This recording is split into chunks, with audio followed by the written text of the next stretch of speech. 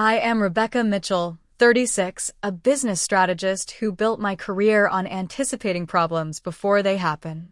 After 12 years of marriage to James, a prominent real estate developer, I thought our 5-bedroom mansion represented our success story.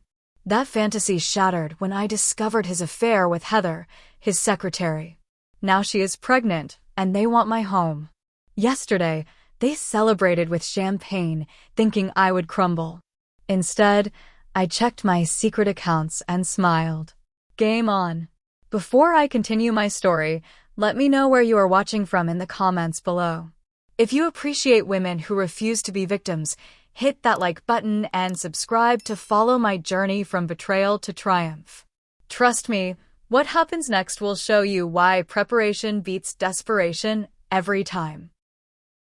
The version of my life that appeared in society pages looked perfect. I had earned my MBA from Wharton with honors, climbed the corporate ladder at Anderson Consulting, and eventually became the youngest female executive in the firm's history. My professional reputation for strategic foresight made companies seek my advice on their most challenging problems. I was the woman who anticipated market shifts before they happened. How ironic that I initially missed the warning signs in my own home.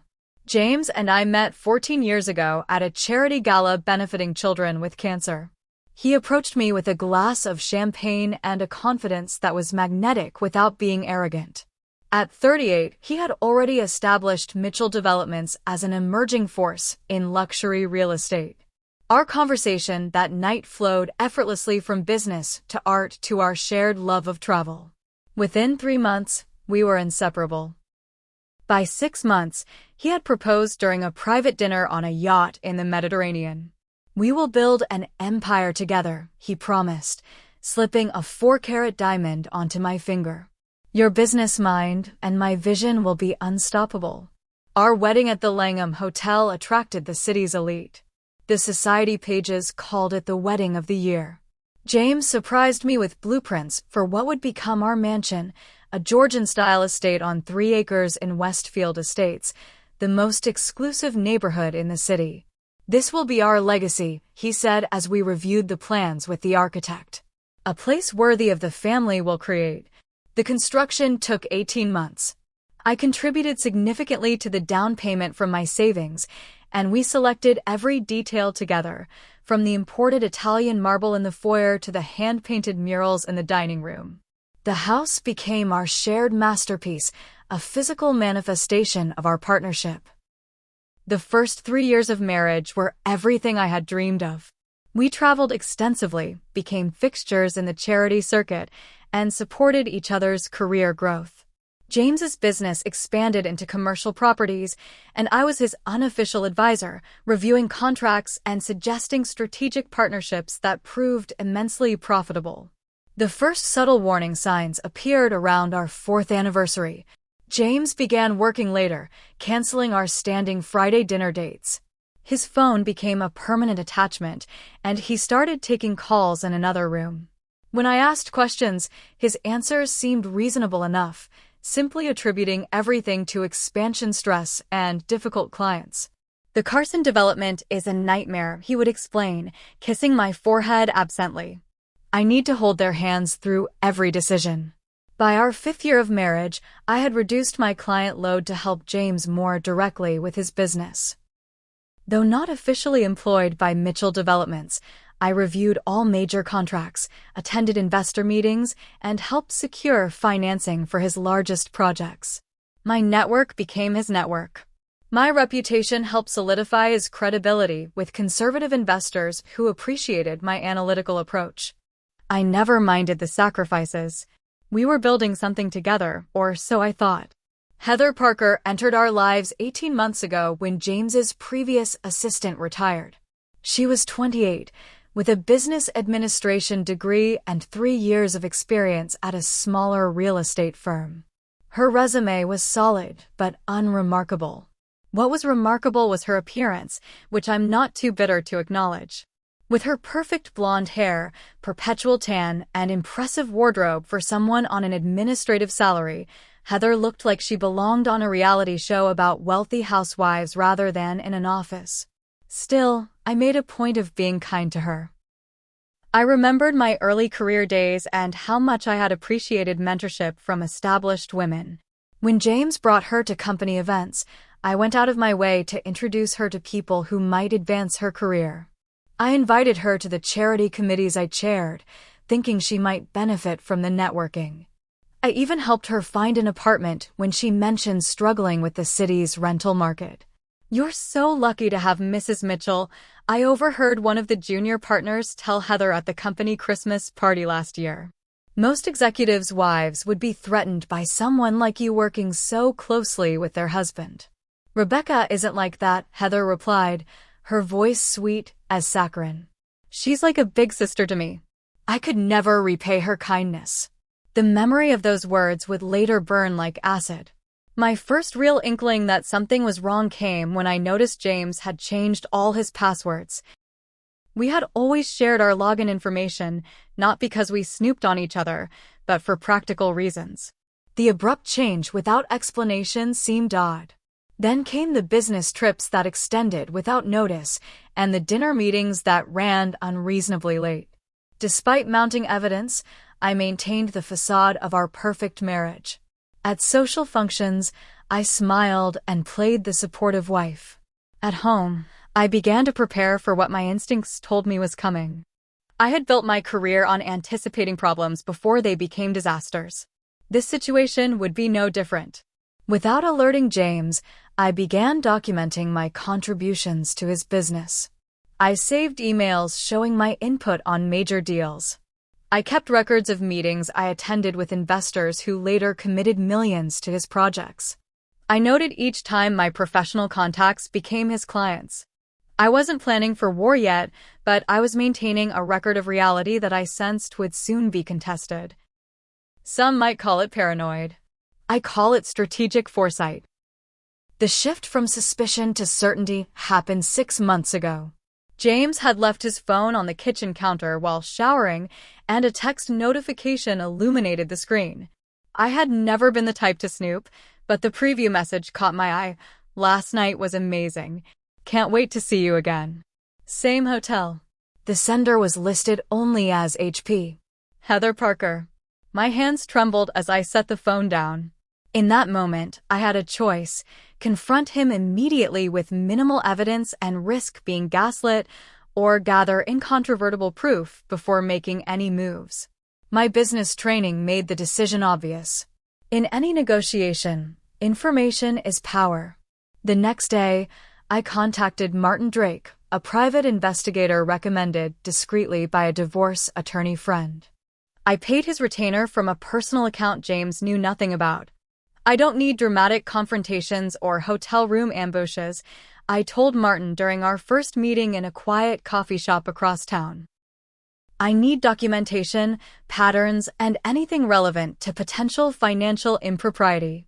Martin was professional and thorough.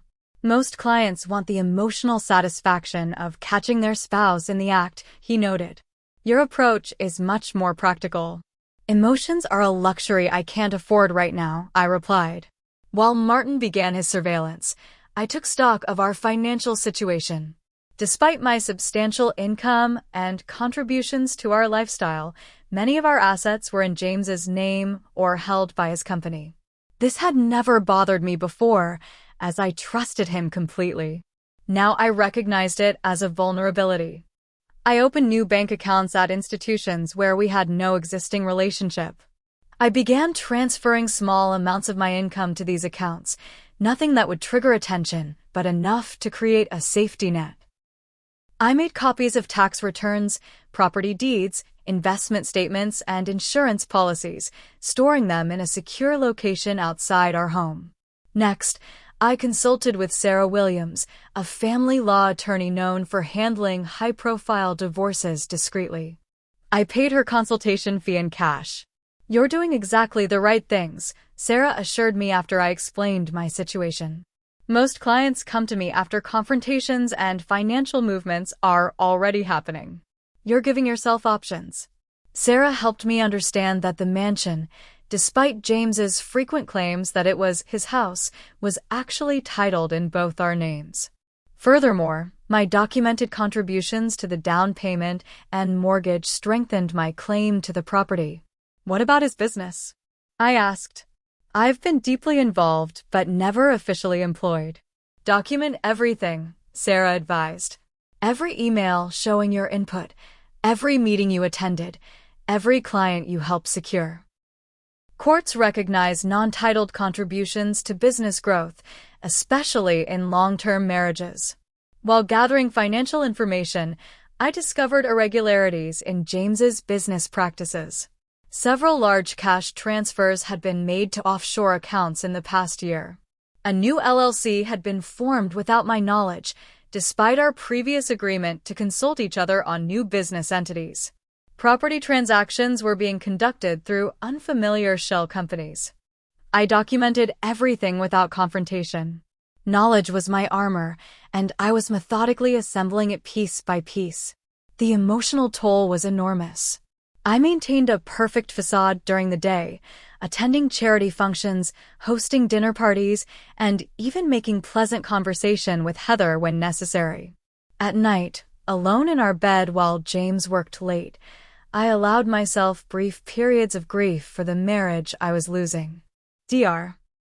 Ellis, a therapist I began seeing secretly, helped me process the trauma without letting it cloud my judgment.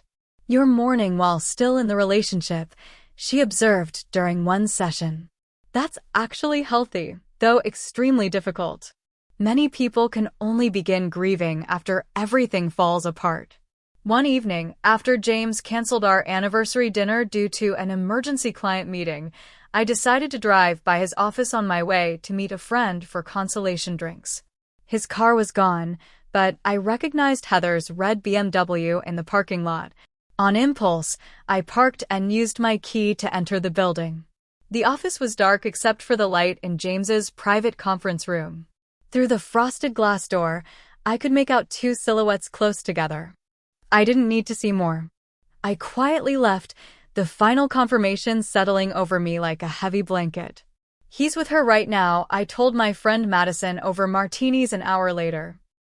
Confront him, she urged, her face flushed with righteous anger on my behalf.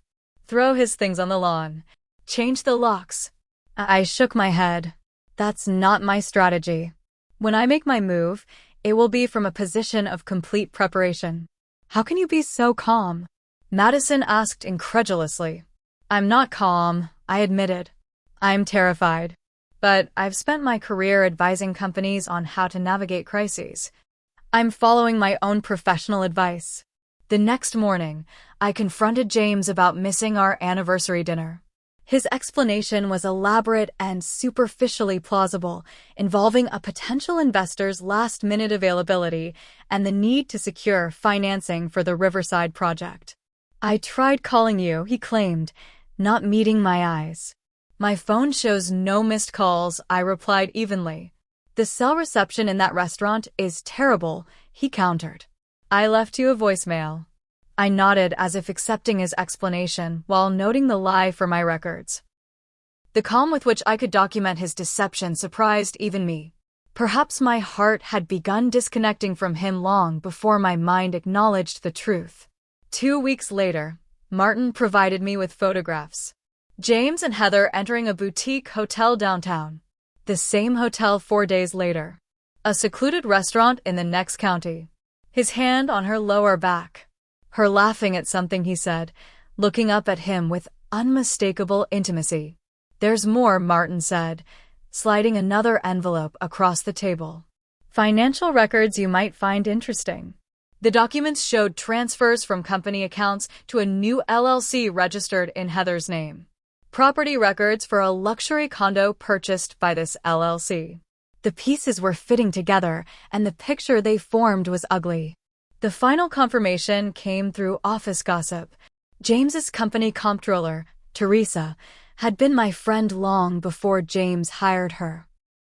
Over lunch, her expression tense with divided loyalty, she confided that rumors were circulating about Heather's condition. She's been taking long lunches for doctor appointments, Teresa said carefully. And she stopped drinking at company events. Rebecca, I thought you should know. Is she pregnant?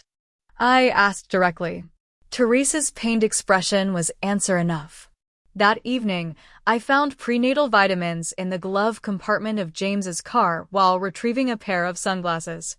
The bottle had been partially hidden under registration papers, but not carefully enough. I photographed them and returned everything exactly as I'd found it. The discovery should have devastated me. Instead, it galvanized my resolve. The stakes had just increased dramatically, and so would my preparation. The photos from Martin confirmed what my instincts had been screaming for months. The images were clinical in their clarity. James and Heather entering the Madison Hotel on a Tuesday afternoon when he was supposedly meeting with investors.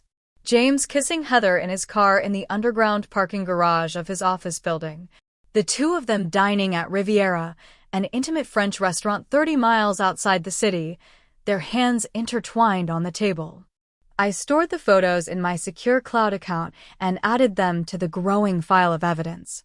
Each new discovery felt less like a fresh wound and more like confirmation of a diagnosis I had already accepted. The office gossip about Heather's pregnancy spread quickly, though nobody dared mention it directly to me. I noticed the pitying glances at the company's summer barbecue, the way conversations awkwardly shifted when I approached groups of employees. My years in corporate environments had taught me to recognize when I was the subject of whispered discussions. Lindsay, a marketing director who had always been friendly but not particularly close, pulled me aside during the event. "Rebecca, I need to tell you something," she said, her voice low. "James and Heather have been flaunting their relationship around the office when you're not there. It's disgusting how openly they behave, and everyone is too afraid of losing their jobs to say anything." I thanked her for her honesty, maintaining my composed exterior while cataloging this new information. "Why are you telling me this now?" I asked. Lindsay looked uncomfortable. "Because yesterday Heather was showing off a sonogram in the break room. She's telling everyone it's a boy." I just couldn't stand by anymore. That night, I had my first genuine emotional breakdown since discovering the affair. Alone in our home office, I finally allowed myself to feel the full magnitude of the betrayal. I sobbed until my throat was raw, until the elegant silk blouse I'd worn to the barbecue was stained with mascara and tears. The pregnancy made everything more permanent, more irrevocable. This wasn't just an affair that might burn itself out. This was James creating a new family, a replacement for the one he had promised to build with me. When the storm of emotion finally passed, I called Dr. Ellis and scheduled an emergency session for the following morning. "What you're experiencing is trauma," Dr. Ellis explained as I sat rigidly in her office, exhausted from the previous night's breakdown. The shock, the betrayal, the public humiliation, and now the pregnancy. Any one of these would be difficult to process, but you're facing all of them simultaneously. "I can't afford to fall apart," I insisted. "I need to stay strategic." "Processing your emotions isn't falling apart," she countered gently. "It's actually necessary for clear thinking. Suppressed trauma has a way of clouding judgment at critical moments." We established a protocol for managing the emotional aspects of my situation. I would allow myself designated times to feel and express the pain, rage, and grief, but maintain boundaries around these episodes so they wouldn't interfere with my strategic planning. James's behavior at home grew increasingly cold and distant. He no longer bothered with elaborate excuses for late nights or weekend absences. Our conversations became purely transactional, focused on household logistics and social obligations we still maintained for appearance's sake. One evening, I overheard him on the phone in his study, the door not quite closed. "She's completely clueless," he was saying, his voice smug with confidence. "When the time comes, I'll get her to leave without a fight." Rebecca has always been practical about these things. There was a pause as the person on the other end spoke. "Of course the house will be ours," he continued. "I've made sure everything important is in my name or the company's. She'll get a fair settlement, but the estate is non-negotiable." Another pause. "Don't worry about the nursery. We can convert the guest wing. It has the best morning light anyway. I stood motionless in the hallway, recording the conversation on my phone. The casual cruelty of his words, the dismissal of our 12 years together, the assumption that I would simply surrender our home for his new family, all of it washed over me like ice water. In that moment, any lingering emotional attachment I had to James evaporated completely. This was no longer about saving my marriage or even securing a fair divorce settlement. This was about justice, about consequences for betrayal, about ensuring that neither James nor Heather profited from their deception. I decided to play along with their assumption of my ignorance. I would appear increasingly distracted and withdrawn, creating the impression of someone slowly becoming aware of painful truths but unable to confront them. This would give them confidence, make them careless. And careless people make mistakes. The strategy worked better than I anticipated. James began leaving evidence in plain sight, secure in his belief that I was too intimidated to challenge him. Credit card statements showing jewelry purchases I had never received. Receipts from restaurants I had never visited. Even a brochure for luxury baby furniture left in his briefcase, which he no longer bothered to lock. Meanwhile, I finalized my preparations. I transferred my personal items of sentimental value to a secure storage unit.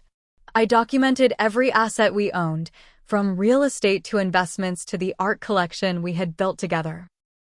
I cataloged my non-financial contributions to James's business success, compiling emails, meeting notes, and testimonials from clients I had helped secure.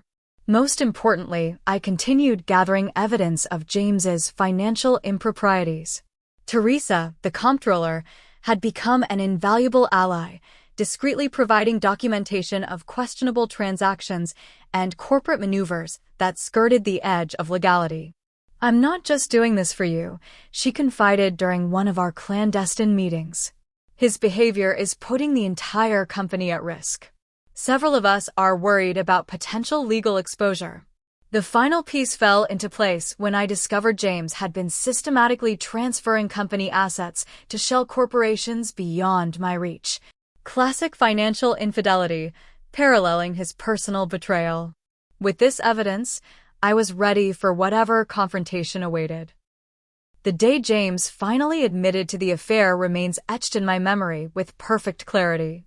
It was a Sunday morning in October, unseasonably warm and bright. I was arranging flowers in the kitchen when he entered, dressed in golf attire, but clearly not heading to the course. His expression was a practiced mix of regret and resolution, the face of a man who had rehearsed a difficult conversation. "Rebecca, we need to talk," he began, settling at the kitchen island across from me. I continued arranging the lilies and hydrangeas, maintaining a steady hand despite the surge of adrenaline. "About what, James?" "I think you know." He sighed heavily, the sound so theatrical it nearly made me laugh. "Things haven't been right between us for a long time." I set down the shears and met his gaze directly. "You're having an affair with Heather." His momentary surprise at my directness quickly shifted to relief. He had expected tears, recriminations, perhaps pleading. My calm statement of fact disrupted his script. "Yes," he admitted. "It wasn't planned. These things just happen sometimes." "And she's pregnant," I added, still maintaining my composure. James nodded, studying my reaction. "For months along. A boy." "Congratulations," I said evenly. "How long were you planning to wait before telling me?" He had the grace to look slightly uncomfortable. "I wanted to be certain about things first." "About what we wanted? And now you are certain?" "Yes." His posture straightened, his tone becoming more businesslike. "I want a divorce, Rebecca." "I'm sorry, but Heather and I want to build a life together." I nodded as if considering this reasonable proposal. "I see. And what exactly did you have in mind for this divorce?" Before he could answer, the doorbell rang. James glanced at his watch. "That would be Heather. I asked her to join us. I thought it would be better to discuss everything together, openly." The audacity was breathtaking. I maintained my neutral expression as he went to answer the door, using those moments alone to steady my breathing and prepare for the next phase. Heather entered our kitchen with the confidence of someone who already considered the space partly hers. Her pregnancy was now visible, her floral dress highlighting rather than concealing her condition. She offered me a smile that contained equal parts sympathy and triumph. "Rebecca," she said, her voice gentle as if addressing someone terminally ill. "I hope we can keep this civilized. For everyone's sake." "Of course," I replied, gesturing for them to sit at the kitchen table. "Would you like some tea, Heather? Caffeine-free, I assume?" Her momentary confusion at my hospitality quickly passed. "That would be lovely, thank you." As I prepared the tea, James outlined their proposal. He would provide a generous settlement that included our vacation property in the Berkshires and a lump sum that represented a fraction of our actual joint assets. He emphasized repeatedly how fair he was being, how many men would offer much less. "And what about our home?"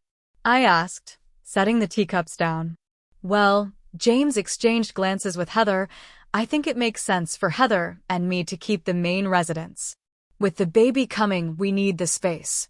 The Berkshires house is actually a perfect size for one person." Heather leaned forward, her expression earnest. "We would give you time to relocate, of course. We thought 30 days would be reasonable." 30 days, I repeated. "To leave the home I helped design and pay for." "How thoughtful." James frowned at my tone. "Rebecca, be practical. You're always practical. This is the most sensible arrangement for everyone." "The nursery would be in the East Wing," Heather added, apparently unable to help herself. "It gets such beautiful morning light. I've already started looking at paint samples." The conversation continued in this vein for nearly an hour. Their vision of the future became increasingly detailed, from their plans to remodel the kitchen to their ideas for landscaping changes. With each word, they revealed their assumption that my compliance was inevitable. "We've already spoken with a mediator," James explained, "to keep things simple and out of the courts. I'll have papers drawn up this week." "And what about your business?" I asked. "We built that together." I brought in the Westland account, the Davidson project, the entire River North development. James's expression hardened. "The business has nothing to do with you. Your name isn't on any corporate documents. You were never an employee."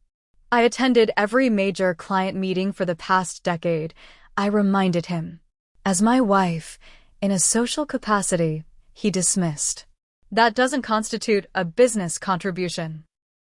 I nodded as if accepting this interpretation while mentally reviewing the extensive documentation proving otherwise. "How long?" I asked finally. "How long has this been going on?" James and Heather exchanged glances. "About a year," she admitted. "A year."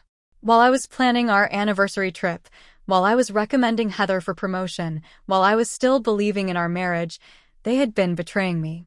"I think I need some time to process all this," I said, rising from the table. "You've obviously given it a lot of thought." James appeared relieved by my apparent acceptance. "Take whatever time you need. Just understand that we'd like to begin the transition as soon as possible.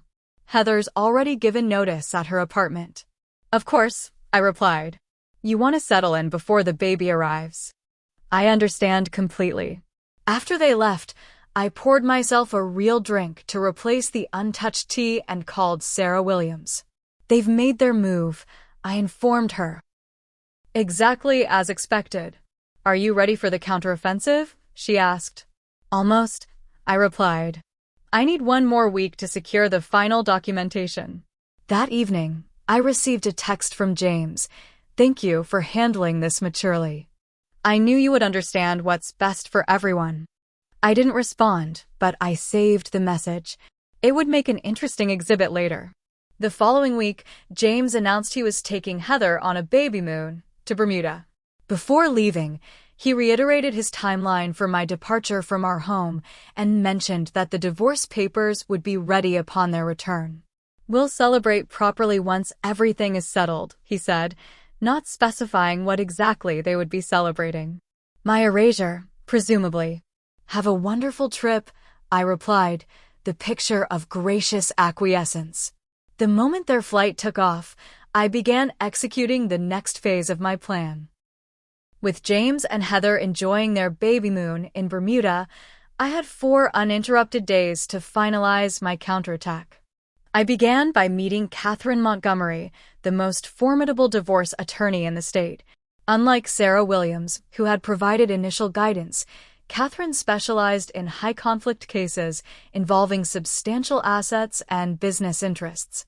Her corner office in a downtown skyscraper offered sweeping views of the city's skyline, including several buildings developed by James's company, a coincidence I found darkly amusing. "Sarah briefed me on your situation," Catherine said, bypassing small talk entirely. "She mentioned you've been gathering documentation methodically." I placed a USB drive on her desk. "Everything is here. Financial records, evidence of the affair, documentation of my contributions to James's business, and proof of irregular transactions he's been conducting through shell companies." Catherine connected the drive to her computer, and we spent the next 3 hours reviewing the material. Her occasional nods and raised eyebrows told me she was impressed by my thoroughness. "Most clients bring me feelings and suspicions," she remarked. "You've brought me a complete case."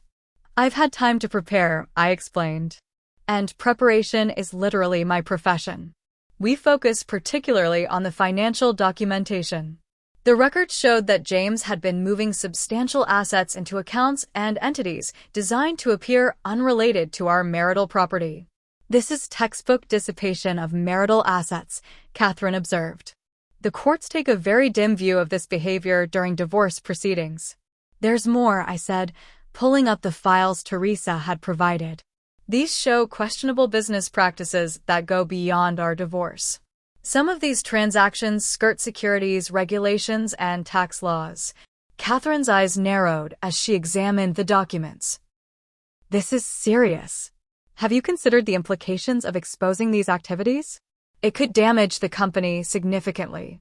"I've considered everything," I assured her. "The company employs over 100 people, many of whom have been loyal to me.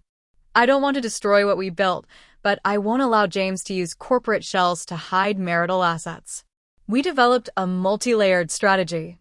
The first phase would involve a temporary restraining order preventing James from transferring any additional assets or making changes to our shared properties. The second would be a formal divorce filing with detailed financial discovery demands that would expose his hidden transfers. The third, to be used only if necessary, would involve alerting regulatory authorities to the questionable business practices. "He's expecting you to accept mediation and a quick settlement," Catherine noted. "He'll be blindsided by this approach." "That's the intention," I confirmed. My next meeting was with James's 3 primary business partners, men who had known us both for years and who held significant stakes in several joint ventures. I had been cultivating these relationships independently for months, meeting them for lunch or drinks without James's knowledge. We gathered in a private dining room at the Metropolitan Club, neutral territory where we wouldn't be observed by common acquaintances. "Thank you all for meeting me," I began after drinks had been served. "What I'm about to share will be difficult to hear, but it directly affects your investments and businesses." Over the next hour, I presented selected documentation showing how James had been restructuring assets and creating parallel ownership structures that potentially diluted their interests. I was careful to focus solely on business matters, making no mention of the affair or my impending divorce. Richard Blake, the most senior of the partners, studied the documents with increasing concern. "Why are you showing us this, Rebecca?" "Because you deserve to know," I replied simply. "We've worked together for over a decade. Your investments helped build Mitchell Developments. What happens to the company affects all of you. Is this about your marriage?" Thomas Jensen asked directly. "There have been rumors." I met his gaze steadily. "My personal situation is separate from this discussion. I'm here today as someone with a significant stake in these businesses and knowledge of potentially problematic activities." By the end of our meeting, All three partners had expressed their intention to request a full audit of recent transactions and corporate structures. They didn't explicitly state they would side with me against James, but their concern was evident. At minimum, they would no longer automatically support his position or accept his representations without verification. "We'll need to meet again when James returns," Philip Warren said as we concluded. "This situation requires immediate attention." "I understand," I replied. "I'm available whenever needed." With the legal and business aspects in motion, I turned to securing the physical evidence I had accumulated. I transferred digital copies of all documentation to secure cloud storage, accessible only with multi-factor authentication. I relocated physical documents to a safe deposit box in a bank where James had no accounts or relationships. I also hired a discreet security firm to install additional cameras throughout our home, focusing on James's office and our shared spaces. These were separate from our regular security system, which James controlled, and uploaded footage to servers he couldn't access. "Is there a specific concern about physical safety?" the security consultant asked as he completed the installation. "Not immediately," I assured him. "But people can become unpredictable when confronted with consequences they didn't anticipate." The consultant, a former law enforcement officer, nodded understanding. "The system will alert your phone if there's unusual activity. All recordings are time-stamped and admissible in court if needed." My final preparation involved reaching out to people from James's past whom he had systematically excluded from our lives. His estranged sister Elizabeth, who had attempted reconciliation several times only to be rebuffed. His former mentor Harold, who had been abruptly cut out when James no longer needed his connections. Even his first business partner, Michael, who had been bought out under questionable circumstances early in the company's history. I didn't share details of my situation with these individuals, but I did re-establish contact and express interest in hearing their perspectives on James's business evolution. Each conversation provided additional context and potential resources for understanding the full scope of his activities. Elizabeth, in particular, offered insights I hadn't anticipated. "James has always recreated himself with each new phase of life," she explained during our lunch. "He discards people once they've served their purpose." "I was surprised your marriage lasted as long as it did." "What do you mean?" I asked, careful to maintain a neutral tone. His first serious girlfriend, Andrea, helped him make all his initial business connections through her family. Once those relationships were established, he ended things abruptly. His college roommate provided the seed money for his first development project, then was pushed out when it succeeded. Elizabeth sighed. "It's a pattern I've watched repeat throughout his life." This information aligned with what I had observed, but expanded the timeline significantly. James hadn't suddenly changed. He had always operated this way. I had simply been useful to him for longer than most. The night before James and Heather were scheduled to return, I conducted a final review of all preparations. Every document was secured and backed up. My legal strategy was in place. Key business associates had been alerted to potential issues. Physical evidence was protected, and additional security measures were operational. Most importantly, I had accessed my secure financial accounts and confirmed that my personal safety net remained intact and unknown to James. Regardless of how the confrontation unfolded, I would not be financially vulnerable. I slept soundly that night for the first time in months, the peace that comes with thorough preparation replacing the anxiety that had become my constant companion. Whatever happened next, I was ready. James and Heather returned from Bermuda on a Sunday afternoon, tanned and relaxed. I heard their car in the driveway, followed by the sound of luggage being unloaded. I remained in the living room, calmly reviewing documents on my laptop as they entered through the front door. "Rebecca," James called out, his tone conveying surprise. "You're home." I closed my laptop and stood to greet them. "Welcome back. How was Bermuda?" James and Heather exchanged glances, clearly unsettled by my presence and composure. They had expected to find me already packing, perhaps even gone entirely, after our previous conversation. It was lovely, Heather replied hesitantly. The weather was perfect. Wonderful, I smiled. James, when you've settled in, I'd like to speak with both of you in the study. There are some matters we should discuss. We can talk now, James said, his expression hardening. I assume this is about the timeline we discussed. I know 30 days might seem rushed, but the study would be more appropriate, I interrupted gently. I'll prepare some coffee while you freshen up. My calm assertion of control visibly unnerved him. This was not the script he had written in his mind, and the deviation made him wary.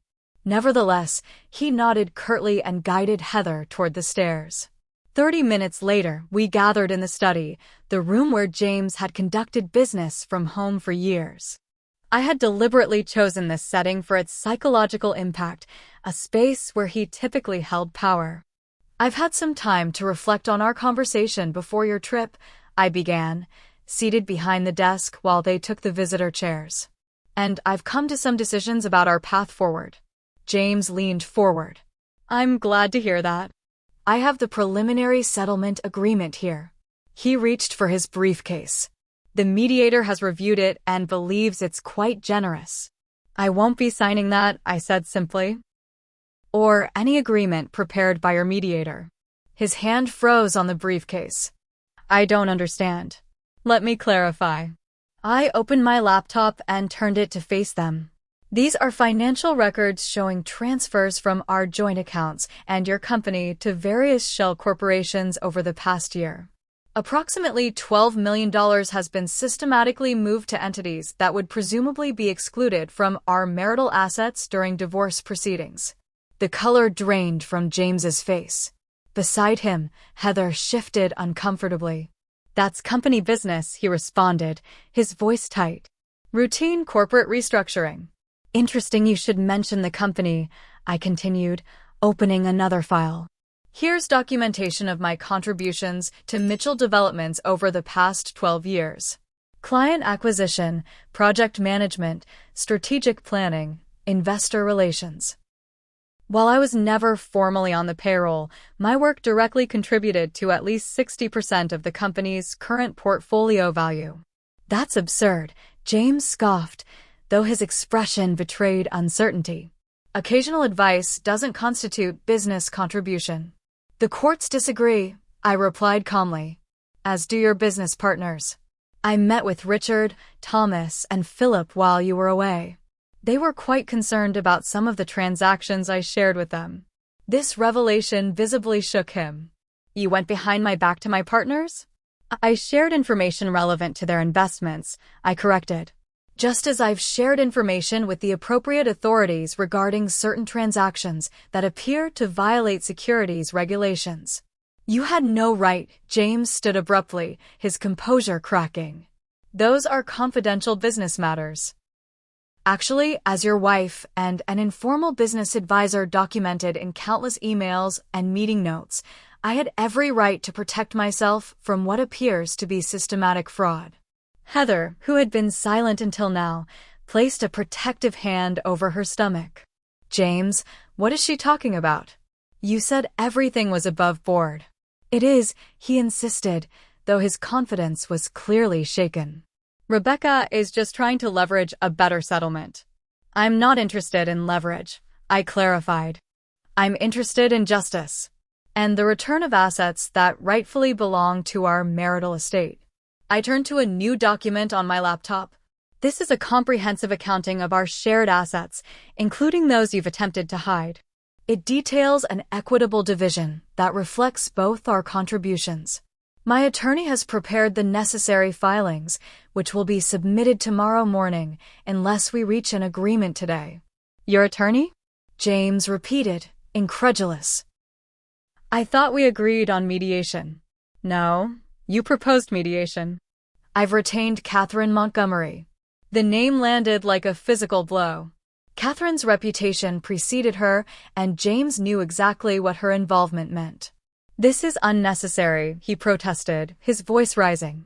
We can work this out reasonably, without lawyers turning it into a battle. Like you reasonably plan to evict me from my home within 30 days? I asked quietly. Or reasonably transferred millions in assets beyond my reach. Or reasonably conducted an affair with your secretary while I was still supporting your business. Heather flinched at the description. Her earlier confidence completely evaporated. Let's not pretend this was ever going to be reasonable, James, I continued. You made your plans and I made mine. The difference is that mine are legally sound and fully documented. James paced the study, his facade of control crumbling. What exactly do you want? Everything outlined in this agreement. I indicated the document on my laptop. Full disclosure of all assets, return of transferred funds to their appropriate accounts, a fair division of property including this house, and recognition of my contributions to Mitchell Developments. The house is non-negotiable, he insisted, gesturing angrily. We need it for our family. Your new family can establish itself somewhere else, I replied evenly. This home is as much mine as yours, legally and financially. This is ridiculous. James's voice turned threatening as he moved toward me. You think you can dictate terms after I've built everything we have? Without me, you'd have nothing. I held up my phone, screen visible. This conversation is being recorded, and additional security cameras were installed while you were away. I suggest you maintain a respectful distance. He stopped short, momentarily disoriented by this new information. Before he could respond, the doorbell rang. That would be Richard, Thomas, and Philip, I explained. I invited them to join us, given the business implications of our discussion. You had no right, James repeated, though his voice had lost its force. Actually, all three requested this meeting after reviewing the documents I shared. I corrected him. They're quite concerned about potential liability. As if on cue, our housekeeper showed the three business partners into the study. The atmosphere shifted immediately from a personal confrontation to something more formal and consequential. Richard Blake, silver-haired and imposing in his bespoke suit, addressed James directly. We need to discuss these transactions immediately, James. The audit team has already flagged several irregularities. Thomas Jensen, typically the most diplomatic of the partners, added, the board has called an emergency meeting for tomorrow morning. We'll need full disclosure on everything Rebecca has brought to our attention. James looked from his partners to me, the full realization of his situation finally dawning. This can be explained, he insisted, though his confidence had evaporated. It's a misunderstanding. While the business discussion unfolded, Heather had retreated physically and emotionally, shrinking into her chair. I moved to sit beside her, speaking quietly. You should know that my issue is with James and his actions, not with you or your child, I told her, maintaining a measured tone. Whatever he promised you, whatever future he painted, was built on deception. Her eyes filled with tears. He said you knew about us months ago, that you had tacitly accepted it by not confronting him. He said the house was primarily his because his name was on most of the documentation. None of that is true, I replied gently. But that's between James and me. You need to consider your own position and that of your child. Heather nodded slowly, her hand still protectively covering her stomach. I thought I was special, she whispered. Different from the others. Others? I asked, though I had suspected as much. Before me, there was his client's daughter, Melissa. And his personal trainer, Kara. She looked up, her expression pained. I'm sorry, Rebecca. I truly thought you knew and had chosen to look the other way for the sake of appearances. This additional information wasn't surprising, but it was valuable confirmation of a pattern rather than an isolated betrayal. I thanked Heather for her honesty, then rejoined the increasingly tense business discussion. James was attempting to explain away the questionable transactions, but his partners weren't accepting his justifications. Their concern had shifted from seeking clarification to damage control. We need to pause all current transactions pending a full audit, Philip Warren was insisting. And notify the investors on the Riverside project immediately. That will tank the project, James protested. We'll lose millions in committed funding. Better that than potential securities fraud charges, Thomas countered firmly. As the business implications unfolded, James's attitude toward me shifted from anger to desperation. During a momentary break in the discussion, he pulled me aside. You've made your point, he hissed. Tell me what you really want, and we can end this now. I want exactly what's in the agreement I prepared, I replied calmly. Nothing more, nothing less. Including the house? He pressed. Especially the house, I confirmed. He ran a hand through his hair, a gesture of frustration I'd seen countless times during our marriage. Fine. You can have the house. We'll buy something else. It's not just about the house, James. It's about everything you tried to take from me and everything you actually took. My trust, my time, my contributions to our life together. For the first time, something resembling genuine regret flashed across his face. I never meant it to happen this way. Yes, you did, I corrected him gently. You just never meant to face consequences for it. By the end of that long, tense afternoon, the outlines of both our divorce settlement and the company's path forward had taken shape. James would provide full financial disclosure, return all diverted assets, and acknowledge my contributions to the business. In exchange, I would not pursue the most serious potential legal actions against him, which could have resulted in criminal charges.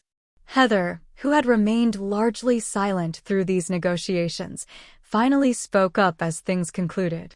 I need some time to think, she told James. This isn't what I signed up for. The look of panic that crossed his face at the prospect of losing both his wife and his pregnant girlfriend might have been satisfying under different circumstances. In that moment, however, I felt only a profound weariness and the first tentative sense of resolution. As our guests departed, I remained in the study, watching the sunset through the large windows that overlooked the garden I had designed and nurtured over years. The immediate battle was won, but the larger process of rebuilding my life was just beginning. The formal divorce proceedings took 6 months to complete, a remarkably swift timeline for a case involving substantial assets and business interests. James, facing pressure from his partners and potential regulatory scrutiny, proved surprisingly cooperative once he understood the strength of my position and the consequences of continued resistance. The final settlement exceeded even Catherine's optimistic projections. I retained our mansion and received a substantial financial package that reflected both my direct contributions to our assets and my years of work supporting James's business. Most significantly, my role in Mitchell Developments was formally recognized with a substantial ownership stake and a seat on the board, ensuring that my voice would be heard in all major decisions going forward.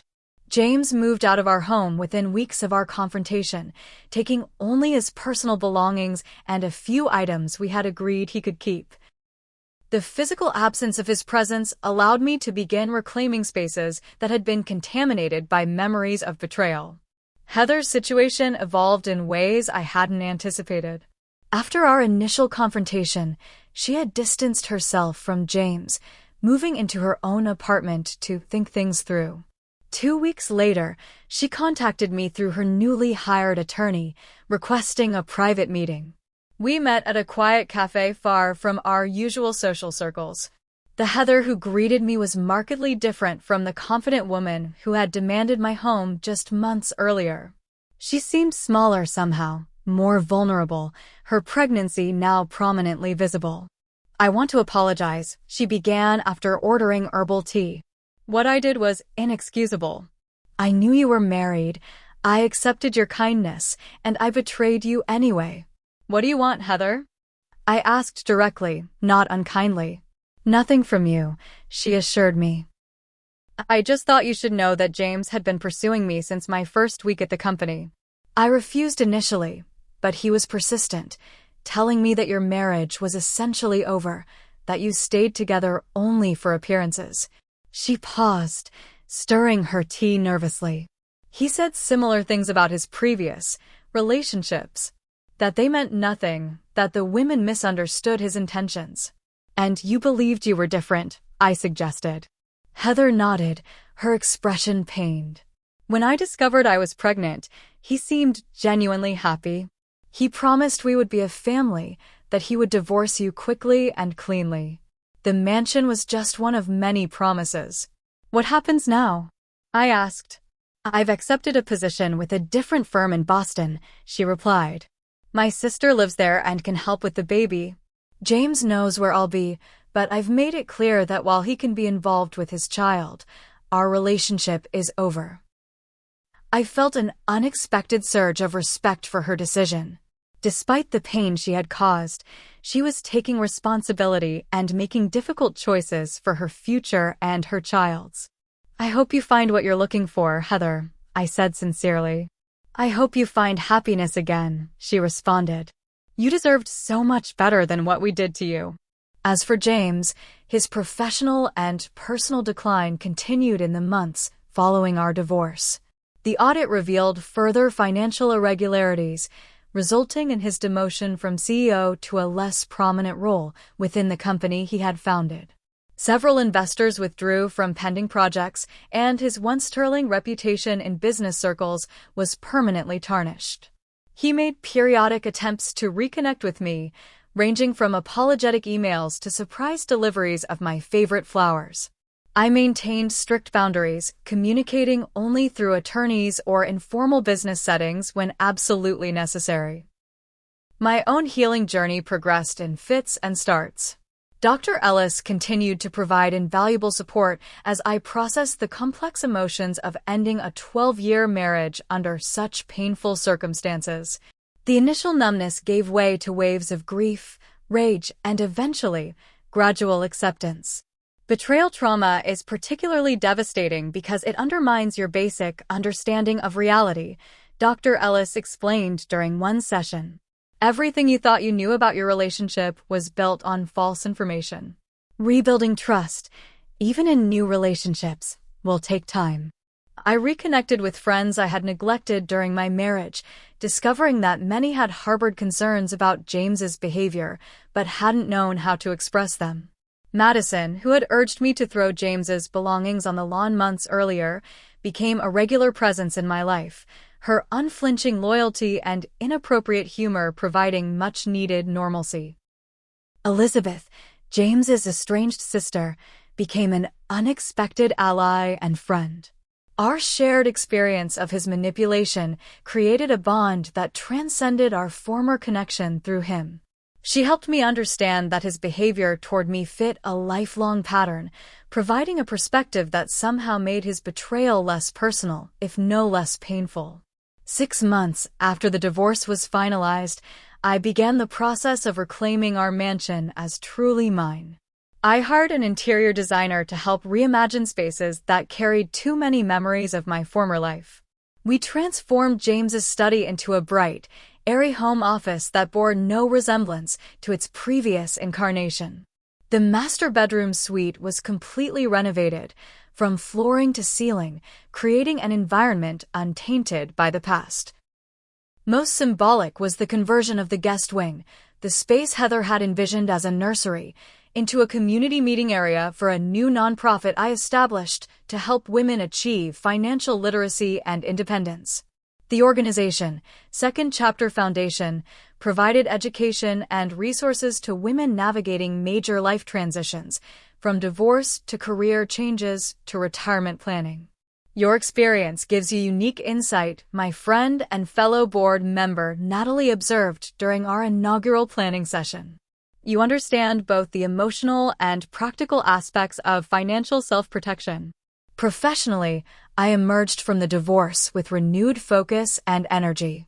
While maintaining my board position at Mitchell Developments, I established a boutique consulting firm specializing in strategic planning and crisis management.